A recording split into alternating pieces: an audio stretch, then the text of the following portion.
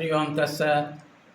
आज हम नारायण आश्रम डिमावर जिला सीहोर मध्य प्रदेश में श्रीमद् भगवद गीता के 11वां अध्याय के 35वां श्लोक पर संक्षिप्त विचार करेंगे। श्लोक है संजय वाच एव छुत्वा वचनस्केशवस्य कृताञ्जलिर्वामेवेमाककिरीटी नमस्य कृत्वा भूय एवाय कृष्णं सदगतं भीतः प्रणभ्यः। अभी 34वां श्लोक में श्री भगवान बोले और 36वां श्लोक में जो है अर्जुन बोलता है। इसके बीच में एक श्लोक 35वां नंबर श्लोक जिसमें संजय जी आते हैं।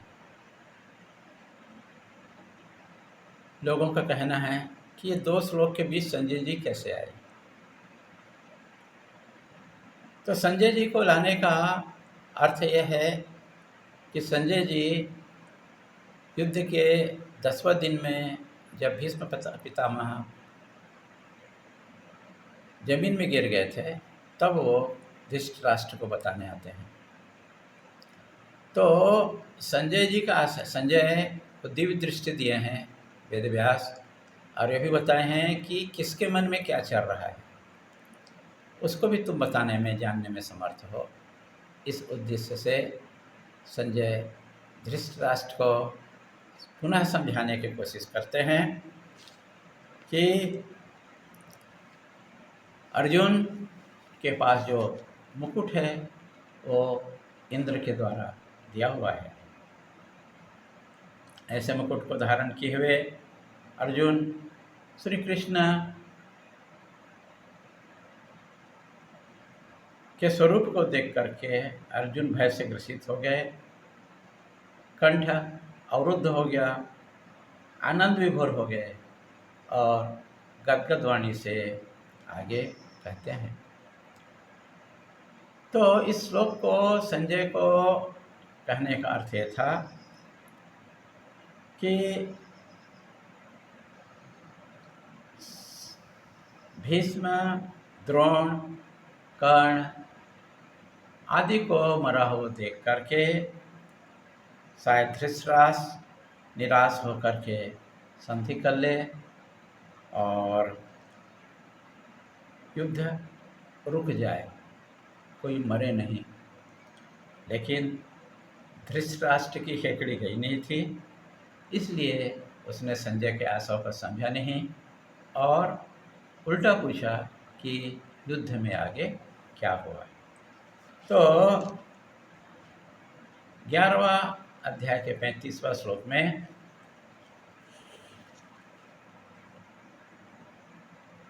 अर्जुन प्रश्न बोलता है, प्रश्न पूछता है।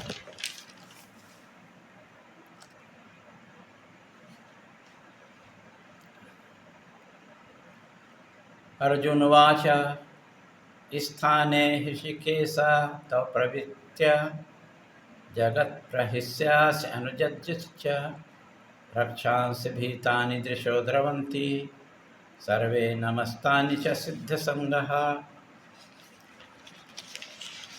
अर्जुन वाच, अर्जुन बोलते हैं, हे ऋषिकेश, आपकी प्रवृत्ति से भक्त समाज आपके तरफ आकर्षित हो रहे हैं, आपके प्रति अनुराग बढ़ रहा है। महात्मा जन आपकी प्रार्थना कर रहे हैं। सिद्धों का समुदाय आपकी लीला देख करके आपकी स्तुति कर रहे हैं। संपूर्ण जगत प्रसन्न हो रहा है। इसके विपरीत दुष्ट भय से डर करके आपसे दूर भाग रहे हैं। आपका नाम सुन करके उनके हृदय में कंपन हो रहा है, क्योंकि दुष्ट लोग आपका नाम न लेना चाहते हैं न सुनना चाहते हैं।